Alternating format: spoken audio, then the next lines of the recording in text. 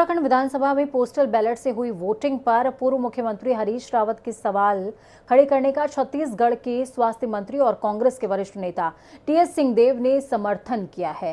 साथ ही टीएस सिंहदेव ने जनता टीवी से खास बातचीत में चुनाव आयोग से सख्त कार्रवाई की मांग भी की है। सुनिए। उत्तराखंड में विधानसभा चुनाव पूरे हो चुके हैं, लेकिन अभी सियासी शोर पूरी तरीके से थमा नहीं है।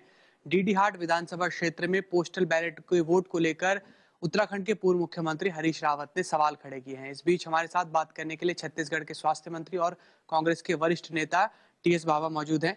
सर, पहले तो बहुत बहुत स्वागत आपका जनता टीवी पर। हम आपसे जानना चाहेंगे कि हरीश रावत ने जो आरोप लगाए हैं पोस्टल बैलेट पर धांधली को लेकर, आप किस तरह से देख रहे हैं इन आरोपों को?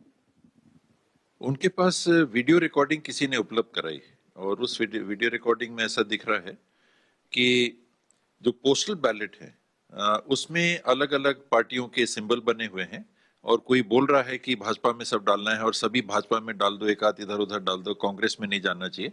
इस प्रकार की बात रिकॉर्डिंग में आ रही है। तो ये निश्चित रूप से जांच का विषय है और खास करके ये भी लोग कहते हैं कि नहीं, हार का संकेत हो गया, देखिए इस तरह का आपत्ति उठा रहे हैं। उत्तराखंड ऐसा राज्य है जहां एक विधानसभा में मतदाताओं की संख्या तुलनात्मक कम होती है।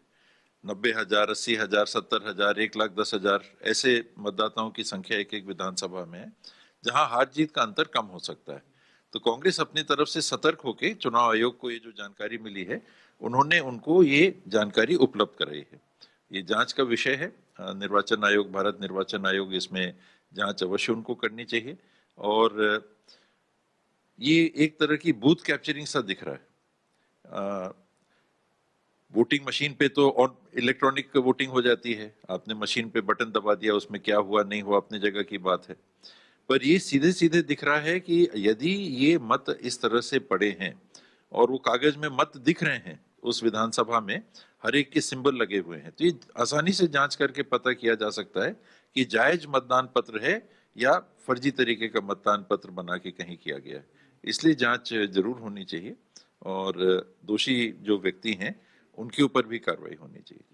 कार्यकारी मुख्यमंत्री पुष्कर सिंह धामी और भाजपा के अध्यक्ष मदन कौशिक ये बात कर रहे हैं कि भाजपा 60 पार करने जा रही है, इसलिए कांग्रेस बौखला गई है और इस तरह के आरोप लगा रही है।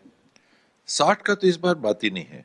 मैं भी उत्तराखंड गया था और साफ तौर पे ये दिख रहा था कि जिस सरकार को 5 महीने में 3 मुख्यमंत्री बदलने पड़े, कुछ भाजपा में वहां गड़बड़ था। लोगों में भाजपा की सरकार की और उनके मुख्यमंत्री की स्वीकारोक्ति नहीं रही होगी, तब तो 3-3 मुख्यमंत्री, ऐसा तो आदमी ने सुना नहीं। मैंने पहले नहीं सुना कि 5 महीने में 3 मुख्यमंत्री किसी राज्य में बने हो। तो यही सबसे बड़ा संकेत था। और ग्राउंड में भी जहां हम लोग थे, जहां जहां बात हो रही थी, कांग्रेस के कार्यकर्ताओं में एक उत्साह था।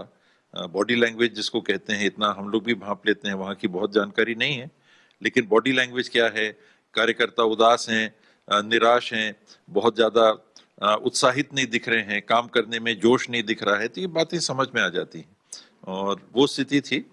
गवर्नमेंट के विपरीत जो मुद्दे थे, बाहर लोगों को पलायन करके बड़ी मात्रा में जाना पड़ रहा था, ये उत्तराखंड की एक विशेष स्थिति समझ में आई वहां कुछ दिनों में, जहां मैं जिन दिनों वहां था। और बेरोजगारी की सामान्य स्थिति बड़े पैमाने पे, ये अपने आप की एक समस्या है। ये जो मुद्दे वहां पर थे, और जहां जहां गया मैंने सबसे पूछा कि ये फैक्ट्री कब बनी, ये सबने एनडी तिवारी जी का नाम लिया, सबने कांग्रेस के शासनकाल का नाम लिया। तो वो उपलब्धियां भी लोगों के सामने हैं।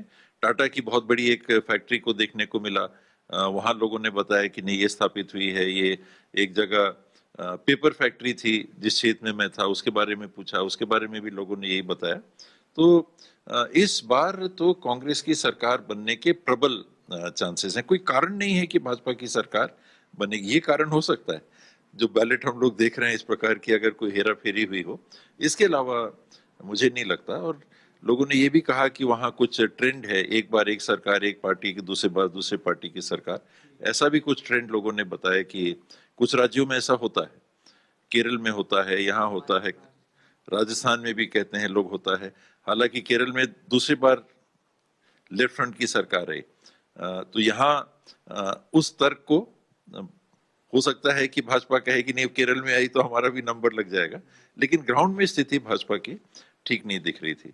जिन 15 विधानसभाओं की रिपोर्ट मैंने सीधे तौर पे ली थी, उसमें 6 में क्लियर कांग्रेस जीत रही थी और 5 अन्य में आगे थी, और शेष जो 4 थे उनमें टक्कर थी। उन 4 में भी कांग्रेस आउट नहीं थी, नहीं ये तो क्लियर बीजेपी के नाम पे चढ़ गई हैं सीटें। तो ये उधम सिंह नगर और नैनीताल जिले की 9 और 5, 9, 6, 16, 15, ये 9, 6, 15 सीटों की मुझे जो जानकारी लगी वो उससे मैं भाप के बता रहा हूँ। पूरे राज्य में तो मैं नहीं जा पाया, लेकिन जो फीडबैक मिल रहा है वो कांग्रेस के लिए निश्चित रूप से पॉजिटिव है।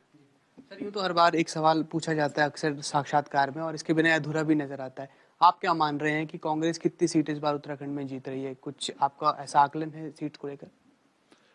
60% सीट आएगी तो कोई ताजुब नहीं होगा।